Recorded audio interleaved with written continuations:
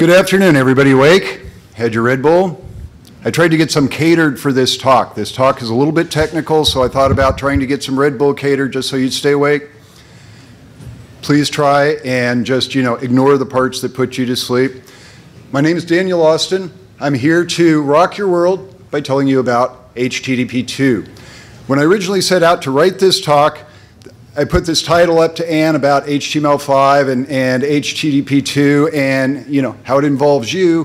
When I went to write the slides, I found that I had so much to say about HTTP2 that I ended up saying very little about HTML5. And I hope that you'll forgive me. This is an HTML5 conference. There's no shortage of people who have enormous expertise in HTML5. I thought that it might be useful for you to get as perspective on something where we have less expertise, perhaps.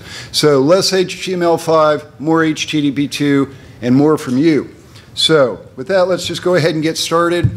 The first thing I want to do is just sort of set up how we're going to talk about this and who I am. The talk is basically divided into 4 parts, basically history, theory, practice, and the future.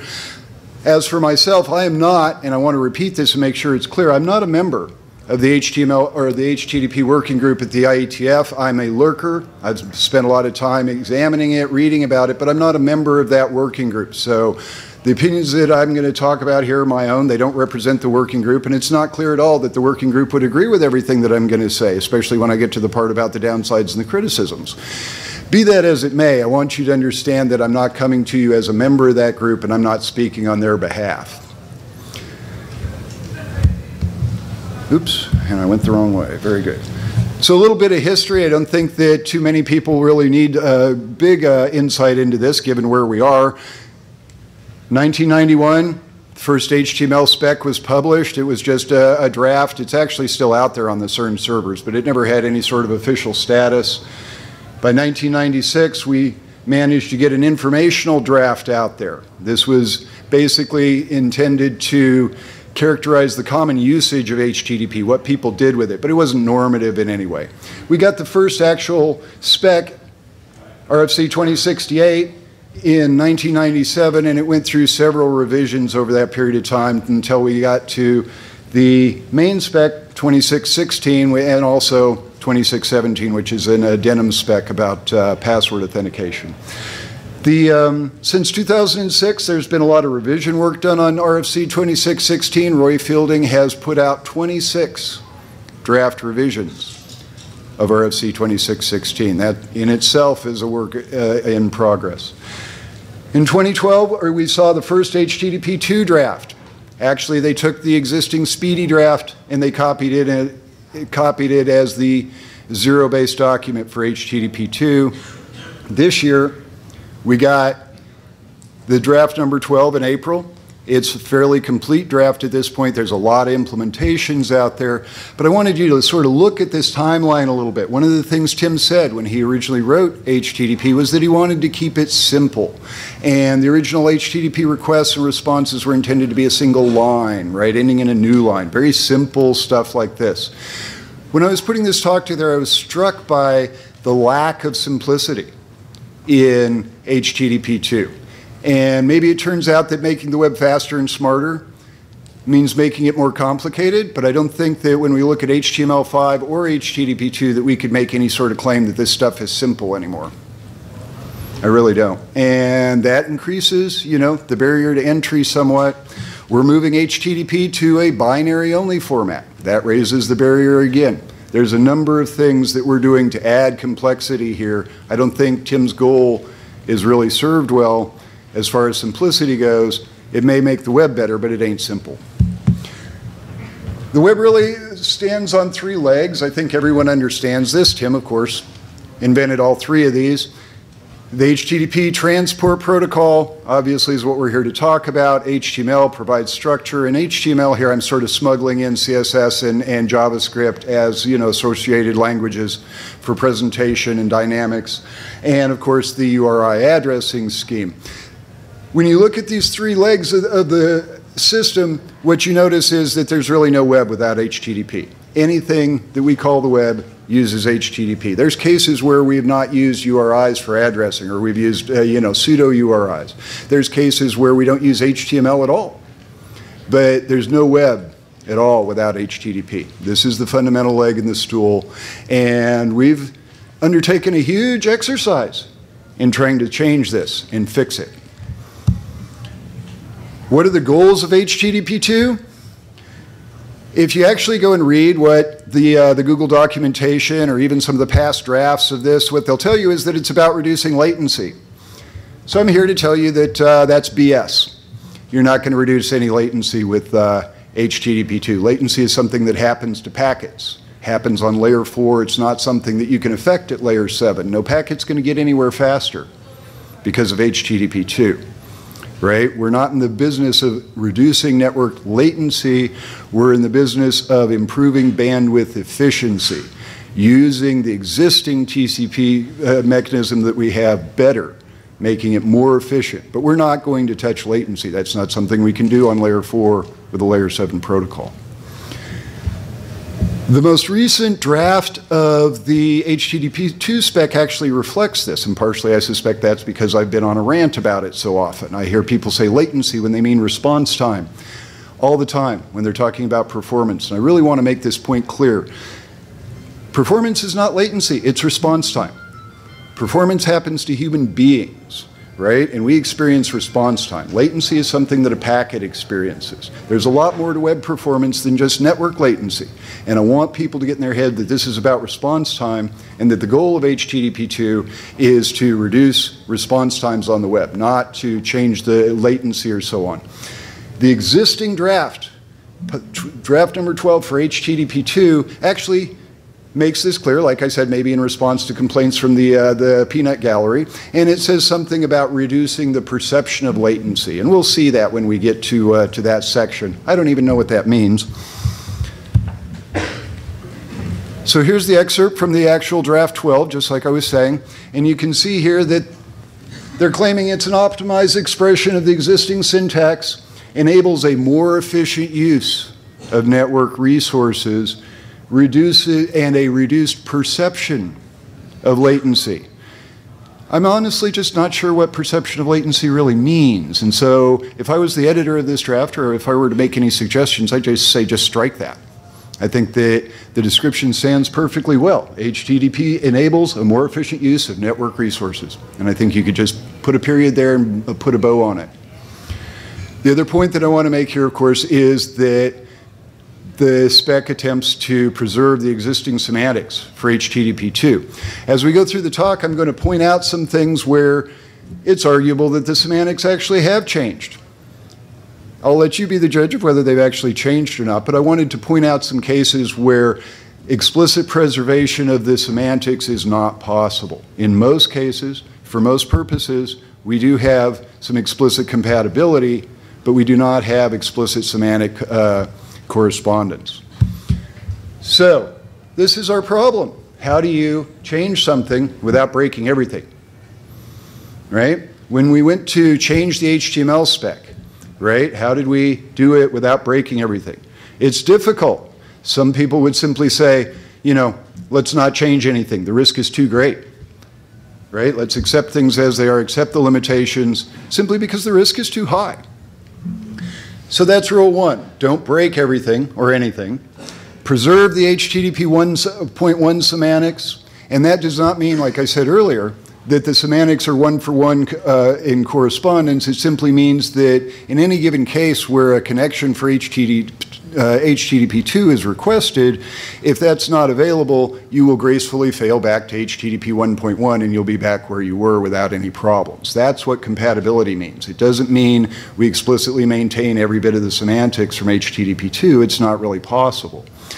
So that decision really constrains what we can do, right? If we could somehow magically in some greenfield way, you know, redesign HTTP from the ground up, we might very well do it completely differently, right? Our decision to preserve backward compatibility, to preserve the semantics, places significant constraints on what the working group can actually do.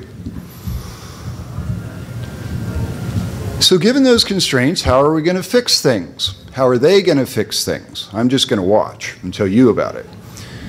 Right? So we're going to reduce the number of HTTP connections. I think everyone has heard this. Steve Souders has been talking about this since the Wieslow rule days, right? There's nothing new about this. We're going to reduce the number of connections that we make to the server.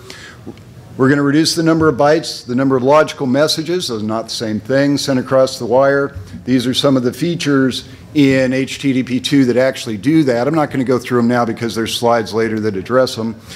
One of the main features, and maybe I should have listed this one first on the slide, is that we are going to prioritize traffic in a way that improves queuing efficiency. And that's really what they mean when they say HTTP2 is going to improve performance. We're going to apply the same sort of multiplexing that we've used in Speedy and various other things. And in some sense, maybe that's the biggest win. But I'm not entirely convinced of that because there's so many other significant things that are happening in HTTP2. Wait till you get to the point where I tell you about server push. Your eyes are going to light up.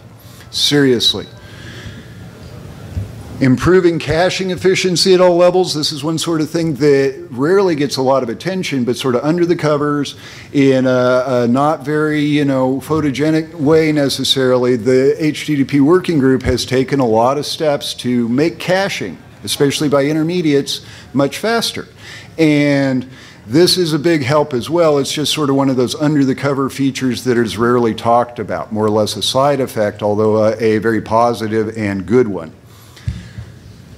So what's Speedy? I talked about it earlier. The Google guys proposed a new extension to HTTP in 2011, implemented it in one of our favorite web browsers. I won't mention which one. And have carried on since then. We're now on version 4.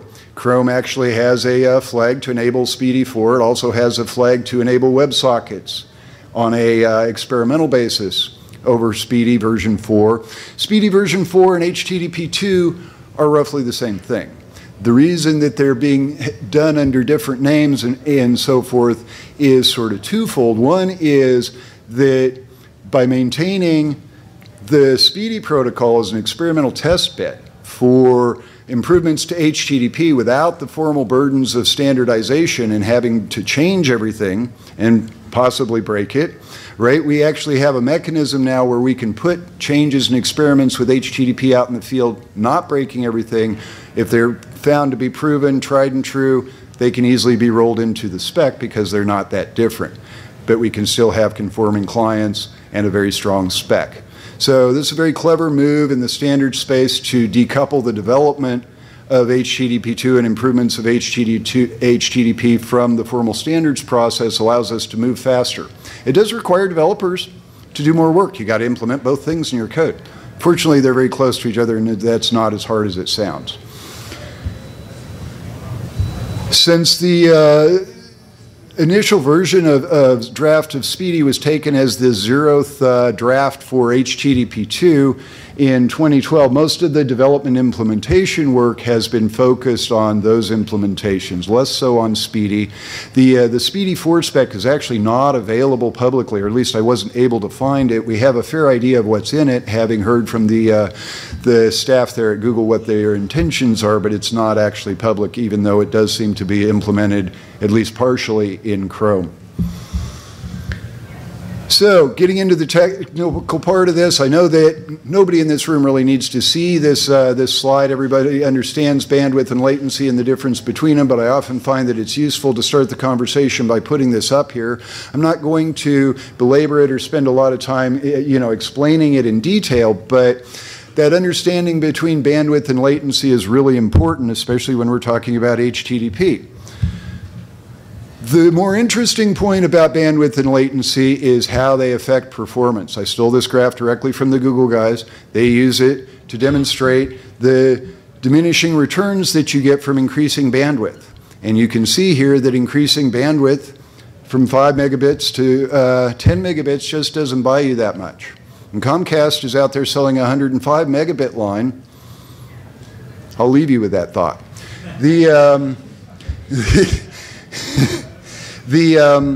So the opposite is true for latency. As you continue to reduce latency, the response times go down, as you can see, in a more or less linear way. Obviously, there's a lower bound. If everything just shows up instantaneously, there's a zero lower bound.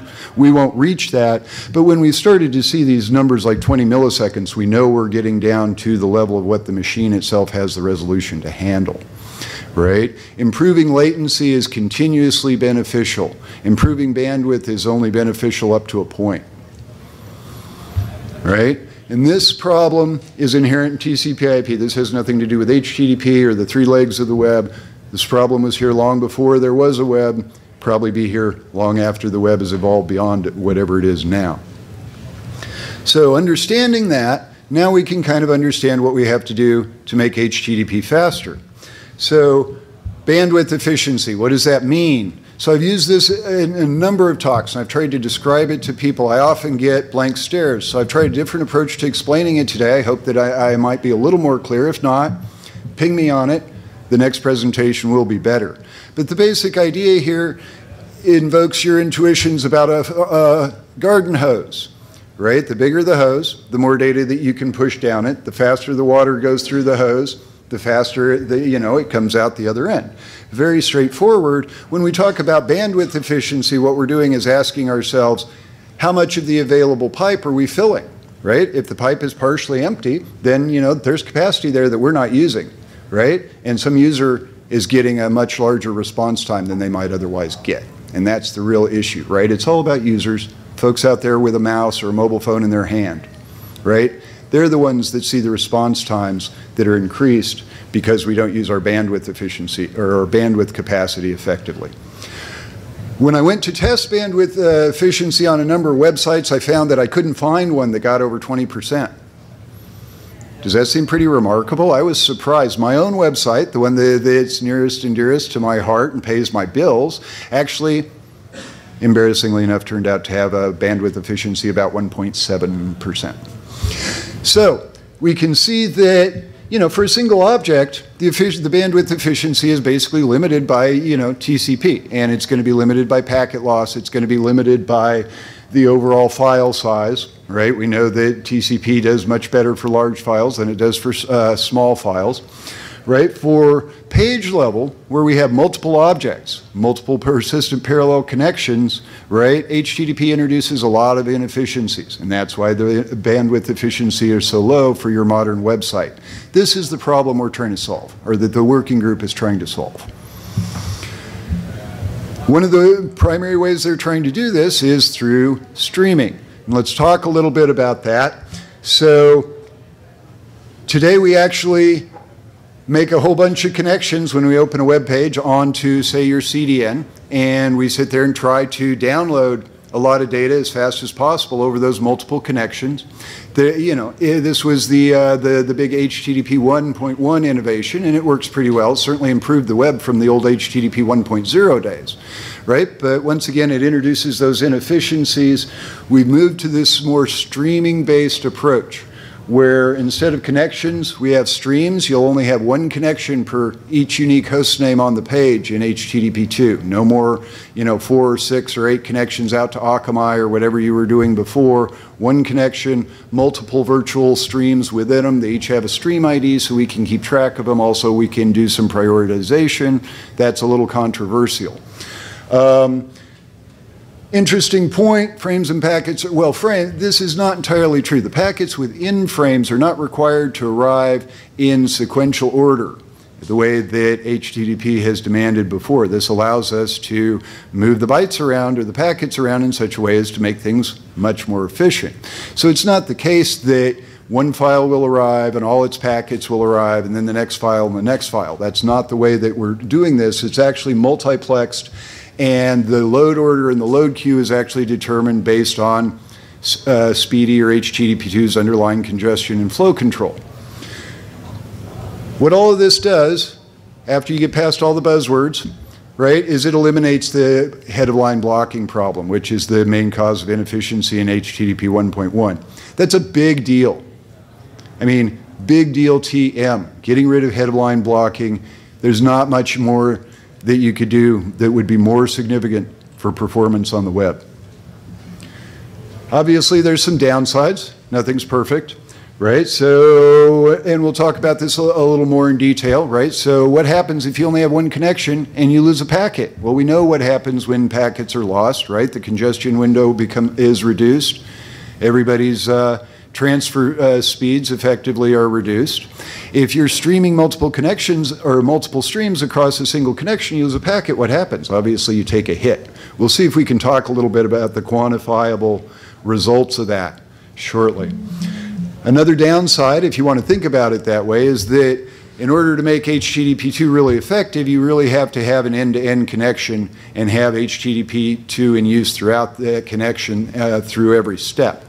If there's any step where you have to downgrade the connection to 1.1, then you've lost most of the benefit of the protocol. In order to rejoin to HTTP2, you're going to have to go through an additional multiplexing process. It's going to be a little bit burdensome, and also it reduces security and integrity.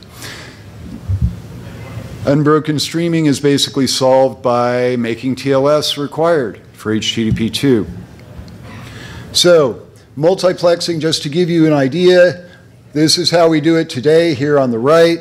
Basically, we grab JavaScript, CSS over these multiple connections. When we go to multiplexing, we make one connection, and these objects are now streams inside that connection, and they're divided up into frames. There's some control messages, some data messages. I think that there's one data message and 11 control frames. So you can kind of get an idea of the ratio of the two there, although, of course, the majority of frames are going to end up being data frames. So TCP is limited by packet loss. Nobody's surprised about this, right? The TCP's congestion control is explicitly based on packet loss. We assume that packet loss is basically a sign of congestion. We slow things down, throttle them back when we see packet loss, and hopefully that solves the congestion problem. It's implicit in the way that TCP/IP works. Sally Floyd is a retired professor at Berkeley and a famous TCP researcher. She actually helped develop TCP Reno, and she came up with this nice formula describing packet loss and how it impacts the overall bandwidth of a connection. And I'm not going to belabor once again the mathematics of this. The term on the right is the maximum bandwidth for that connection. The other terms are sort of described here. And the main issue here is the error rate. Typically about 1% for WAN connections. Typically maybe 3 to 5% for mobile connections. That could get pretty scary, especially if our system is very sensitive to packet loss. So how does all this affect HTTP2? Well, it has a reasonably large effect, more than it would if we were using the old multiple persistent parallel connection model. The single connection streaming model is more vulnerable to packet loss. So if we're intentionally trying to pack the pipe with our multiplexing, but when the packets are lost, we take a hit. TCP, as we saw earlier, is very sensitive to this. If you actually run that formula and put 0.01 in as the value of the packet loss, you'll see that the reduction in bandwidth is pretty significant. What you'll also notice is if you do enough tests on packet loss is that the impact on smaller files is much larger than it is on larger files. And if you think about how TCP works, that makes perfect sense, although it's not necessarily obvious. So when we look at the overall effect of packet loss on HTTP2, it's much more significant than it would be for any individual connection in the old MPPC model, but it's not maybe as significant as you think that it would be, given just your first general thought about packet loss in HTTP. And at first, you do this hair on fire thing, oh, I lost a packet, all of my streams are now, adversely impacted. That's true. They may not be as adversely impacted as they would be otherwise, or that you would expect if it was still the old MPPC model. HPack is another feature in HTTP2. We're going to do header compression. Did you ever wonder why we have to send all those headers to the browser every time, right? It's like, yes, I understand what a GIF is. Did you really need to hear me say that again, right? And we do that again and again and again. This is what I call the faster trash problem, and I've been ranting about header redundancy and faster trash since 2009. The HPack system or feature here in HTTP2 solves that. And basically they do it by creating a state machine on both ends, maintaining the headers as a set of Huffman encoded strings, and only sending the updates back and forth when headers actually change. Right? This is a great idea, and it works really well. When Speedy first came out, they used a compression tool called Deflate. It turned out to be subject to a clever hack called Crime. You can go read about the Crime exploit online. I don't want to go into details about it, but basically it provides a way of probing encryption in such a way that you might be able to guess how to crack it more easily than you would through brute force. Also, we've got limited memory on small devices. That's an important point. The HPack spec addresses that. Typically, you're getting 30 to 80% header compression on this. And in some cases, we see no header activity at all for HTTP requests, which is great. The couple things that I did want to point out here, obviously the headers are in binary. They're going to need to be back translated in order to be understood. Another sort of interesting point about the way HPack works is that if you think about it, we're maintaining a state machine that is synchronized between the client and the server. And you know, that sounds wonderful. We would like that, but we have good reason to believe, after many years of experience on the web, that that's a difficult row to hoe. And I worry a little bit that we're imposing a new means of state management on the web, in addition to all the other means of state management we have, like cookies and TLS. Yes, TLS lives on session 5. It is a session-based protocol. If we couple HTTP2 to TLS, as the proposal currently states, we now have a stateful protocol. Most people haven't thought about HTTP as being stateful, right? But the point about HPack is that once again we have yet another state management mechanism for HTTP2, and that fills me with a little bit of trepidation. Server push. It's not modest. The implications of server push go well beyond anything that's been written in the spec. Some of the people out there writing blogs and articles have thought about server push more deeply and come up with some really interesting suggestions. I think Ilya Grigorik spoke this morning. I don't think he's here, but he actually has some great ideas on his blog for server push, and a lot of people have come up with some really interesting ideas. I think server push is more radical and fundamental than even those tricks. Let me get into that a little bit. So server push allows the server to tell the client which page requisites it's going to need to load that page, right? So instead of just sending down the base page, having the browser parse through it, grab the intransitive hyperlinks. Terminology: transitive hyperlinks are the ones you click on. Intransitive hyperlinks are the ones the browser clicks on for you. Images are the main suspect. There's two kinds of hyperlinks on the web, and they have very different semantics. The intransitive ones are the ones that the browser clicks on for you. Images, scripts, all of these good things. You never clicked on any links for those, right?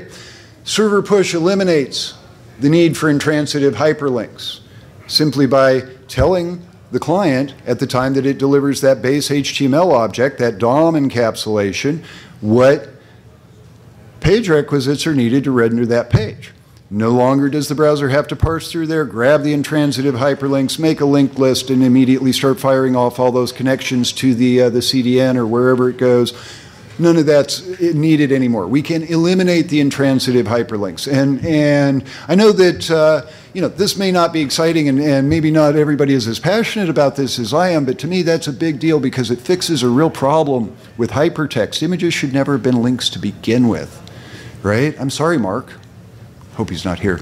But it never should have been done, and we're fixing that. So this is a really important issue around server push. And we'll look at an example of how it works on the next slide. I had so much text I wanted to put here that I had to put the actual picture on the next slide. Fundamental change to the overall page loading semantics on the web.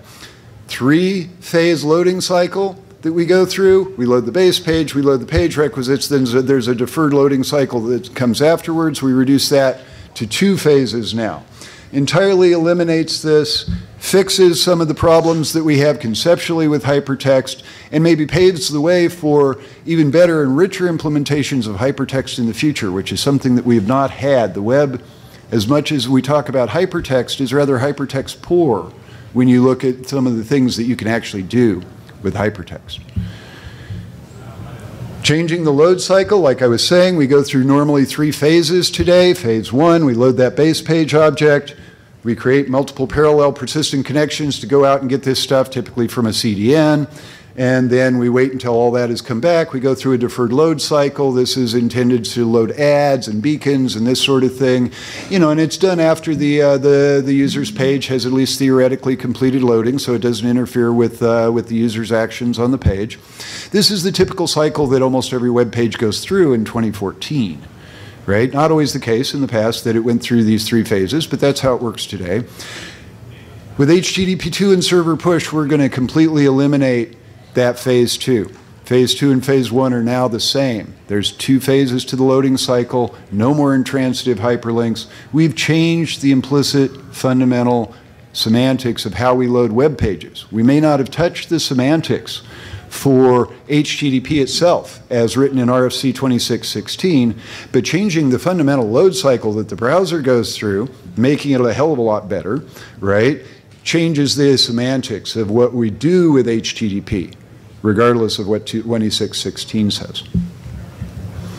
Server push and stream priorities, we can now attach a priority to a associated page object. So here's what an example might look like. Next time I'm going to zoom this picture up so that you can actually read it, because I'm looking at people and I see that they're just like staring at it and are not able to make it out. So let me see if I can help you go through it a little bit. Now, first off, these are suggestions to the client about what the priority is. The client is free to ignore you, right? In some cases, that might be a very good idea.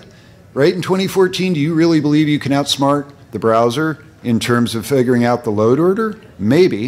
In 1996, I felt like I could write code that would do better at loading things than the browser did. But in 2014, I'm not so sure. And I think that using and setting these priorities in a manual fashion may very well produce, suboptimal results. You may screw it up.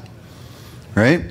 Anyway, how it works, at least in one implementation, this is only one implementation of this. How the implementations work is, of course, up to the implementers. In this particular case, there's a header. It's called X-associated content, and it's followed by a set of URLs and an optional priority parameter. And that priority parameter is just a whole number.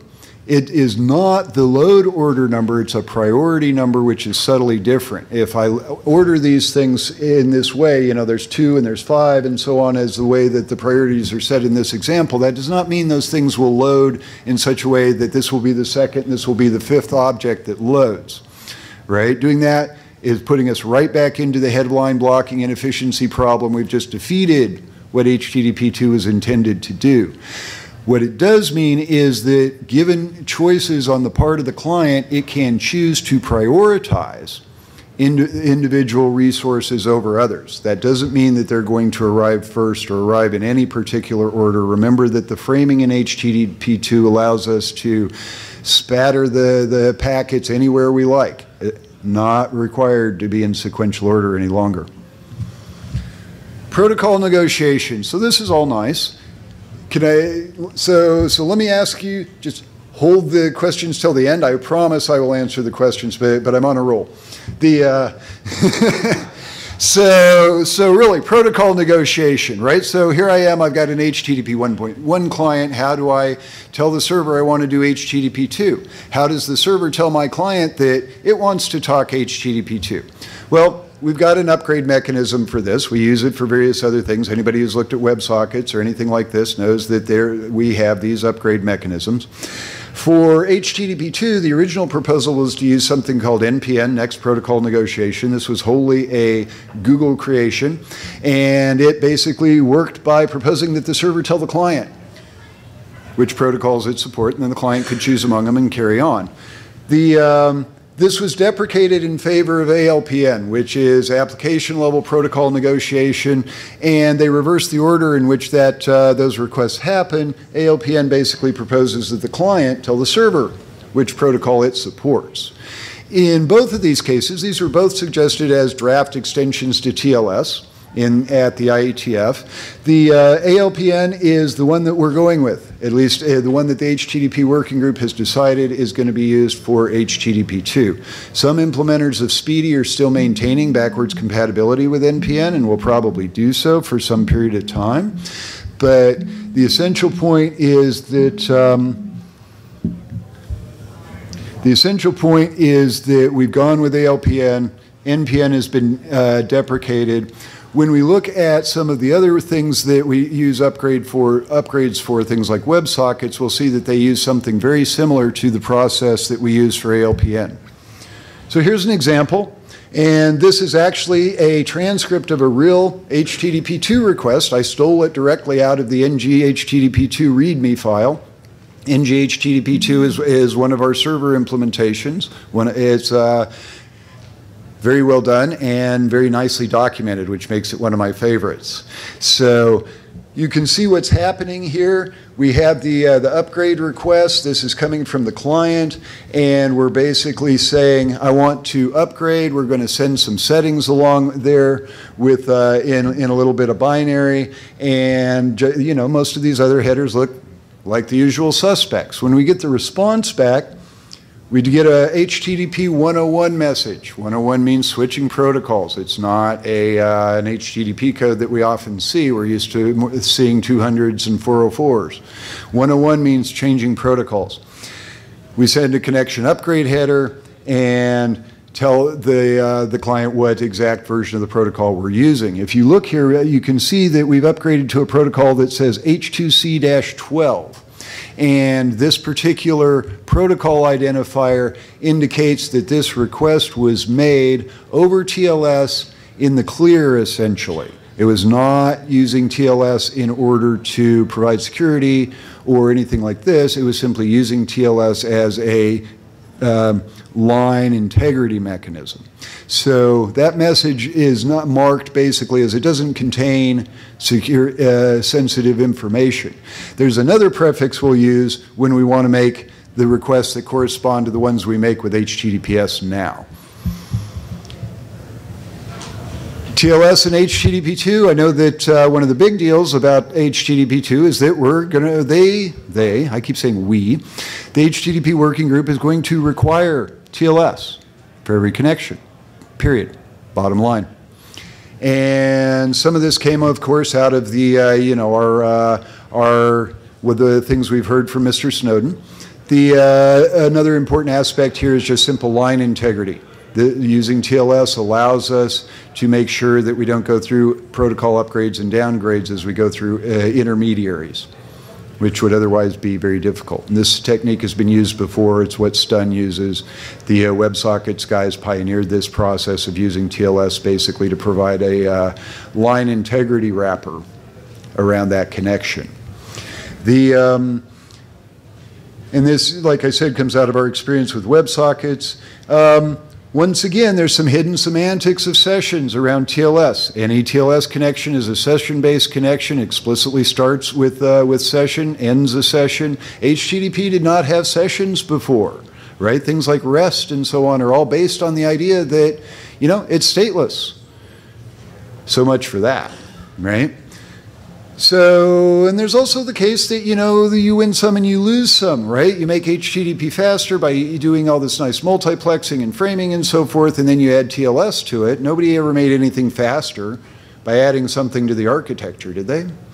Right? It has some downsides, right? So you pay a performance cost when you use TLS, right? This is not to say that TLS is not computationally intensive, which is something we've heard from people who like to say such things. SSL can be slow. We know this, right? So we may lose some performance by imposing the use of TLS on HTTP2, even though we're gaining performance through framing and multiplexing and streaming. It's a reasonable trade-off. All right, so this is the part where you're going to need the Red Bull. I'm going to go through the next two slides pretty quickly because there is some mathematics on here, and I don't want to make you regret that you actually attended this talk rather than that one. So bottom line is that there is a closed solution to TCP transport, and the single object equation is out there in the famous network textbook, Kurose and Ross. Probably a bunch of people in here took classes with that textbook, and it's solved in there. The parallel persistent connection problem for a single connection was solved by Menashe in, I think, 2006. Was unable to solve the MPPC equation for TCP altogether. I managed to solve that in 2009. Published the solution by taking into account the unique browser connection constant. Right? Remember those 4 connections you can open on to the CDN? Had to account for those, and once I did that, my model actually worked. Unfortunately, the HTTP working group guys came along with this HTTP2 thing and entirely broke the model. Thanks, guys. So we have to come up with a new model. I'm calling it single connection streaming. I made that up, right? If you want to call it something else, please do. And so I wanted, once again, to see if I could solve the TCP transport equation for the new HTTP protocol, and I managed to do so. And I managed actually to do it very easily. Remember, there's only one connection now, so I simply sent the browser connection constant to 1. Simplified the equation. This is actually the closed form of the TCP transport equation for HTTP2, give or take a few server push modifications. Now, of course, it's a preliminary result. If I stand up here in front of you next year with something entirely different, consider yourself warned. But this is, as far as I know, the preliminary solution to this. And this is the first time that this has ever been published anywhere because I didn't figure it out until Wednesday night.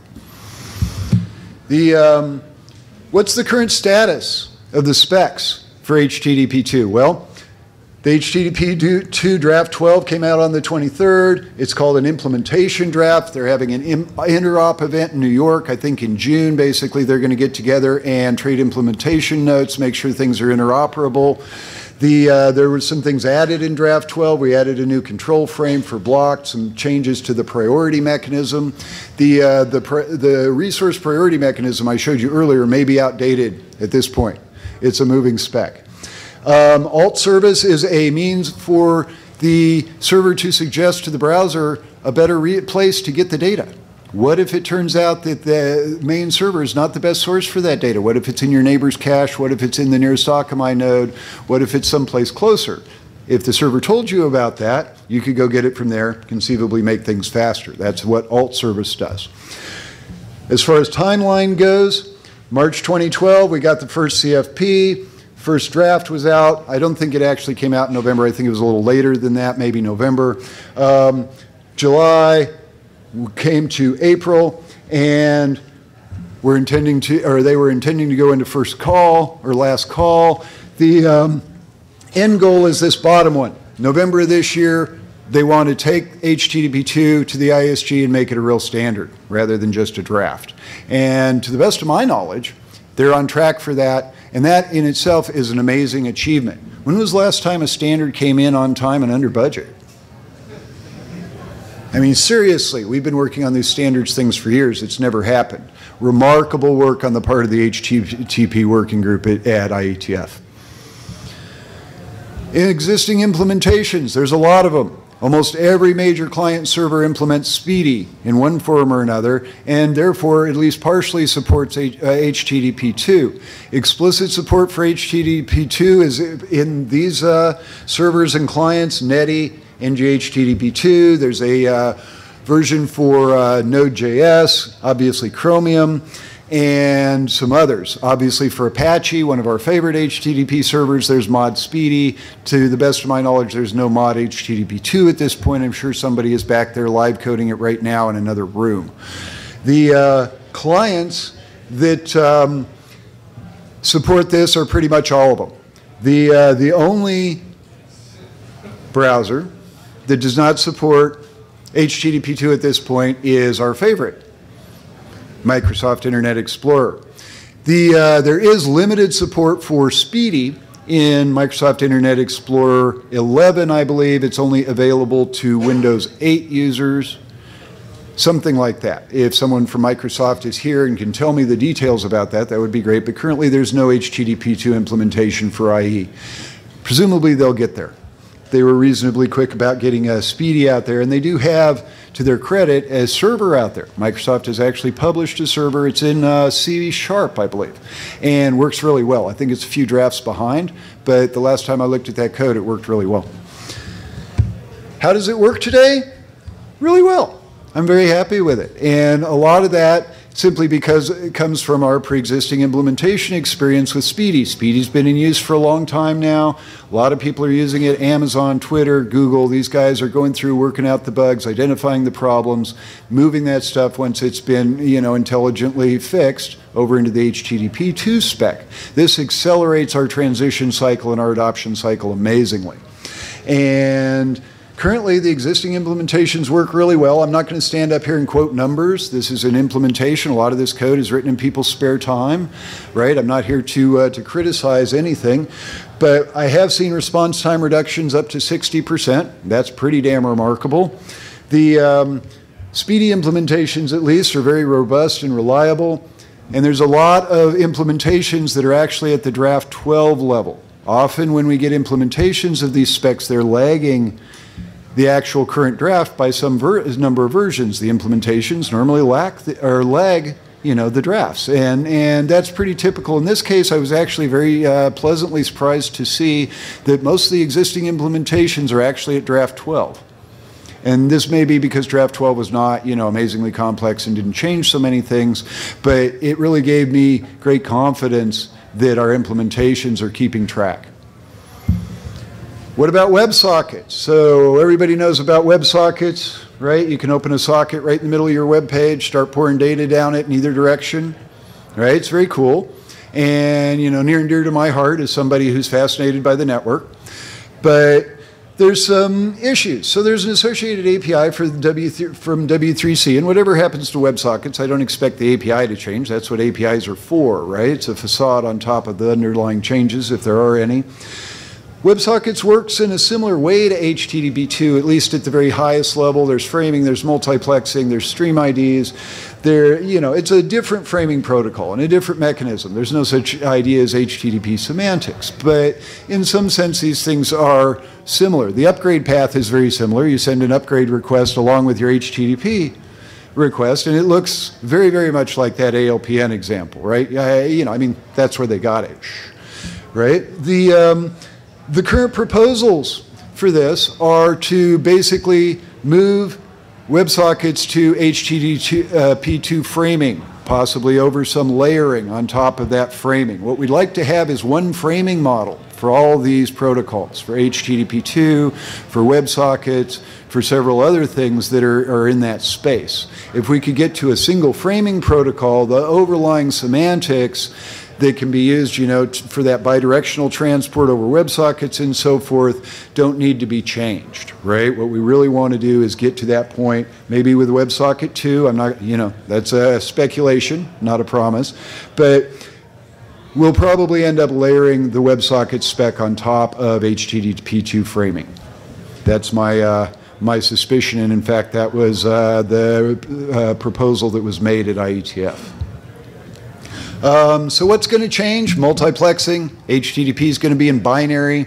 I've actually heard some weeping, wailing, and gnashing of teeth about this, as if people were actually out there reading, what we're going over the wire anyway. I can kind of understand sometimes when people say that, HTML should be in plain text. I have no sympathy at all for people who complain about HTTP not being in plain text. The real complaint I might have is why wasn't it in binary to begin with? Too difficult. So server push, it changes the implicit semantics. We changed the browser connection constant. It's really constant now. It's not just constant for Firefox and another value of the constant for IE and another constant for Chrome. It's 1. Very simple. Makes life very easy. Too bad we can't send some of the other constants like pi and so forth to 1, right? Nice whole numbers. Security in HTTP2, TLS is implicit. We're going to use TLS for everything. It's not just about security. It provides that line integrity, prevents the intermediaries from getting at us. These are just a few of the things I wanted to collect in terms of changes. What about mobile devices? If you go and talk to people, they'll tell you HTTP2 is about mobile devices, and they're trying to make it work for mobile devices. All very good. They tell you the same thing over on the HTML working group. Yeah. So the Speedy guys have been using, or Speedy's been used on mobile by the Android guys for a while now. They've gone through several versions, and it works pretty well. They know the ups and downs of it, where it's good and where it's not. Shows some dramatic improvements in some cases, other cases maybe not so much. There's still issues with connection times. Remember, starting a TLS connection is very expensive, right? The block level streaming for encryption is not terribly expensive, but the asymmetric encryption involved in the SSL handshake sometimes dominates the entire response page time for the page. It's bad. The Amazon Silk browser has been using Speedy behind the scenes for a long time, combined with a sort of partial rendering that they do in EC2, as I understand it, which kind of makes sense. I guess they wouldn't use rack space, right? These all address some issues around mobile. They're going to help make mobile faster, not sending all those headers, right? Solving the faster trash problem is going to make mobile faster. There's a number of things in HTTP2 that are going to be faster on mobile devices. There's other things that are going to make it slower, maybe less reliable in some cases, right? Nothing's perfect. And some of the challenges we have around mobile simply can't be addressed at layer 7. Have to be addressed at the physics level, around the radio, things like this. But to the extent that HTTP2 can address some of the problems for mobile devices, the working group, I think, has made every attempt to do so. How much benefit we really get out of this in the large term, we'll have to see. The trusted proxies problem, this one is sort of crazy. So, like I said earlier, TLS provides line integrity. Nobody can look at your email if it's in SSL. Well, that's not entirely true. Bear with me. There's some edge cases and so forth. But generally, that line has very high integrity. Your ISP can't go in and insert ads and so on into an existing SSL connection, can't modify it. That's good. There's a proposal from the working group that we break this process, and they want to do it in order for the large ISPs to provide trusted proxies and intermediaries. Basically, we would get TLS and HTTP into one side of the intermediary. It would be descrambled, read, perhaps modified, contoured, network, flow shaped, whatever it is they want to do to make things more efficient. Then it would be re-encrypted, not with the original certificate, but with, say, AT&T or Comcast certificate, and sent to you. Does that sound crazy? That's what I thought too. SSL sort of frustrates anonymity, frustrates packet inspection. I think personally that those are all good things. Makes life more difficult for ISPs and eavesdroppers. It doesn't certainly stop them. I mean, you can't really stop the NSA, okay? Let's be real, right? But the current proposal here is that we have these two prefixes scheme prefixes for HTTP, one of which is basically corresponding to the existing HTTP scheme, and one corresponds to HTTPS. For the URLs addressed in the way that we address HTTP URLs now, your ISP could read your email, even though it's on a secure, theoretically, connection. I'm not going to spend a lot of time belaboring the politics of this particular issue. I want to leave it as food for thought. What do you think? Does this sound like a good idea? Would you ever click on a certificate and let Comcast read your email, have access to everything coming over the wire? You're going to have to do it for Akamai too, aren't you? And all the other upstream ISPs, right? Because there could be multiple trusted intermediaries. It's going to get complicated. And how do we maintain sessions across all those system boundaries? Where does that SSL session begin and end? There's a number of problems with this proposal when you start thinking it through. Adoption, what can we expect? Well, most of the clients do it now. They're always first. No point in having a server serving something no client can consume, so usually the clients go first in these cases. We can expect that the fast followers are going to be people like CDNs and ISP who serve a lot of network traffic and will see immediate benefit, right? If the only thing the user gets from your website is a base page and everything else comes from the CDN, the benefit that HTTP2 provides to you for your particular server is very limited, but it's going to help Akamai a lot. So I expect them to go first. Not to mention the fact that the chair of the HTTP working group works at Akamai. We should also expect that most sites are going to run in parallel for a long time. eBay is doing this. We have a Speedy connection and we have a normal connection. We're going to maintain those in parallel for, until the earth cools probably. And we can expect to see a lot more of that. Because the implementations are so far along, they're keeping up with the draft, they're going well, I do expect that adoption will take place much more quickly than we might have expected otherwise. I'm really happy about that. What's the future of Speedy? I talked about this a little earlier. We're going to maintain it as an experimental testbed for HTTP. The guys will continue to work on it. Speedy 4 is out there, even though the spec is not available. There's implementations in current versions of Chrome. And we'll carry on with that parallel development. It's a little bit costly for developers to support both Speedy and HTTP2, but the benefit of being able to accelerate the transition, probably very worth it. Net neutrality in HTTP2, I'm not going to go into this. I wanted to just put some questions up here and answer them because these are sort of the questions that people have asked me about this. They don't always have straightforward answers. So when is your ISP a trusted proxy? Well, when you decide to trust it and give it user consent. Otherwise, it's a pass-through. Can your ISP force you to do an upgrade or a downgrade? Sometimes. Other times not. Can your ISP modify your resource priorities? No.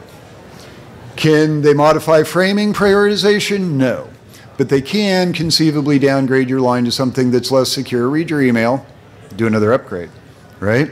There are ups and downs. Net neutrality is a very interesting topic. I don't want to belabor it here, but it does have a big effect, and HTTP it will play a role there. Scratch and Quick. So, Quick is another experimental protocol from our friends in Mountain View. Came out in 2012, uses UDP rather than TCP/IP. You'd think that that would help. It has its own problems. Shares a lot of features with HTTP2. The only real reason I'm mentioning it here is because moi actually made the exact same proposal back in 2009. I just called it Scratch. And most of the issues that I brought up when I proposed the Scratch protocol have been resolved in HTTP2. And to me, that actually sounds like I was on the right track. So I'm pretty happy about that. Go back and read the existing Scratch thing. HPack was in there, framing was in there, the security was in there. I had additional things about metadata and some other things not in HTTP2. Faster trash was in there. Last slide. So this is a big claim. HTTP2 is the best thing since sliced bread, period. This is a big deal, TM. I mean, seriously, this is going to change everything. I know we hear that a lot. Everything is going to change everything, right? HTTP2 is really going to change everything. It's going to change the way we load web pages. It's going to change the way the data is delivered over the wire. It's going to change the way we think about security. It's going to change the way you use HTML5, our markup language that we're here to talk about, and how you write it. It's going to change everything. It really is. I wanted to give you a sneak preview of what the internet's going to look like in 2020. You can see that we're back to a single connection. And, I mean, it's simple, right? Only need one connection. Just jack it right into your brain, right? They're going to send somebody to break my kneecaps, I know, for this slide. Anyhow, thank you for sitting here. Thank you for putting up with the mathematics.